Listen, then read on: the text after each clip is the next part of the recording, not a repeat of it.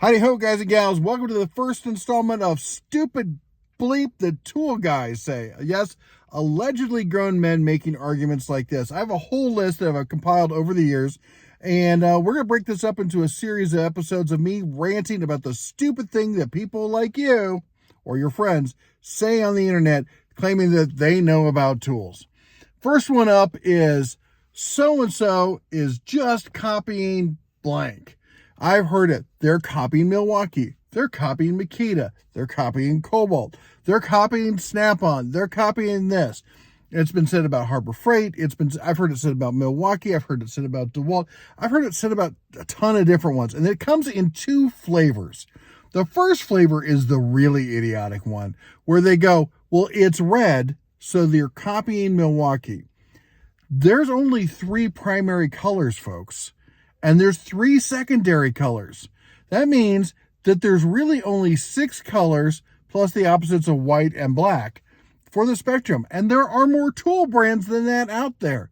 Every color slot is taken pretty much. All right. So there's somebody out there already in that tool slot. So if you come out with a new tool, it's going to have to be in one of those colors. Do you have any idea how many colors are red? And newsflash, Milwaukee was not the first one to step into that slot. Okay, so don't be sitting there telling me that, oh, because it looks the same color. Is it built the same way? Does it perform the same functions? If I just change the color, would it be the same?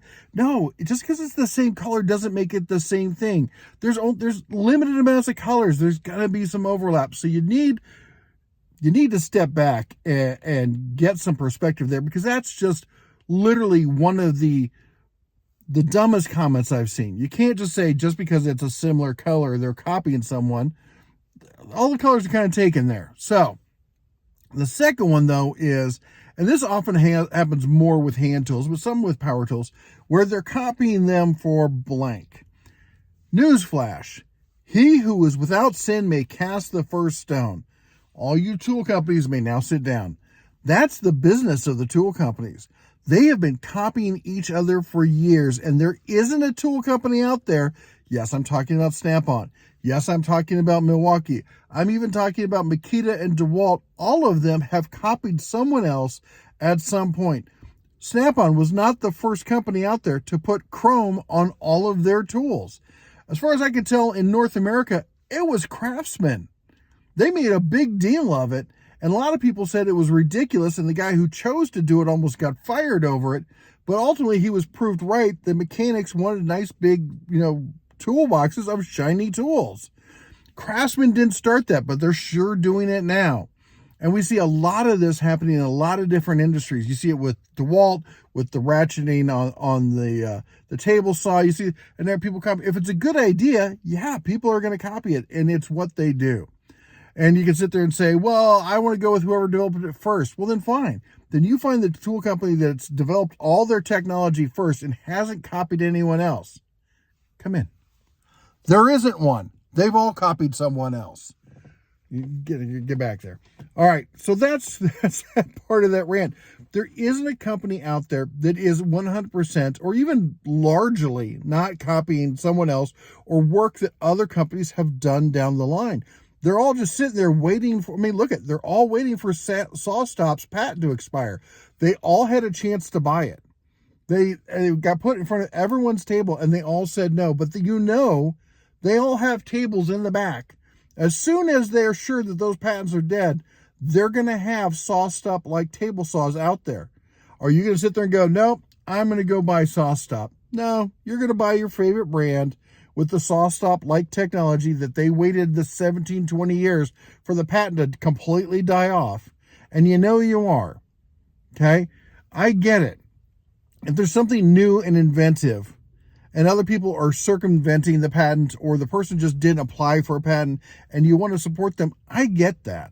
Especially when it comes to like an American-made, inventor, like the guy with the drill brush stuff. That was an American guy. He invented it. None of the drill brush stuff is made in the USA. It's all made overseas. But it's better to buy it from him than some, Amazon copycat. I get that. But don't sit there and tell me that he invented it, because I'm pretty sure that other people had brushes on drills before that. He came up with it. There's a lot of parallel kind of, development stuff like this happens. All right.